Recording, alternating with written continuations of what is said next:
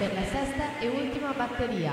Alla 1 Simone Bortignon, alla 2 Alessio Tielli, alla 3 Andrea Polo, alla 4 Stefan Cekowski, alla 5 Tommaso Zuin, alla 6 Simone Silveri, alla 7 Luca Viele, alla 8 Nicolò Pellizzari. 27:31 Massimo Chiarioni al passaggio ai 50 metri, atleta dell'Hydros classe 04, quindi ultimo anno ragazzi. Ieri vittoria con record nei due stili, ha notato 1:52,3. Campione giovanile dei 102 stile ai Criteria 2019.